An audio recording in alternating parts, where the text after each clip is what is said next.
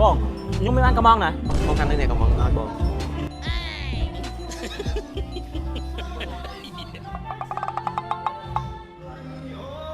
បងនឹងនិយាយថាចិត្តល្អលេងតាមហុកខ្លែហ្មងបងខ្ញុំបានកំង Grassbird ណាបងកាន់នេះកំងជឿអាពេលហ្នឹងមិនវិញខ្លួនណាមានមហូបខ្លែទេបៀតែ3កំប៉ុងឲ្យលេងដាក់ឲ្យឯងឡើងមកកេះមនុស្សគេថាមនុស្សចិត្តល្អអញ្ចឹងកុំមើលមនុស្សតែសម្បកក្រៅបងល្អមែនវិញបងនេះបងគិតលុយចូល30ម៉ឺនអាពេលណាបាត់ថាមែនអើយ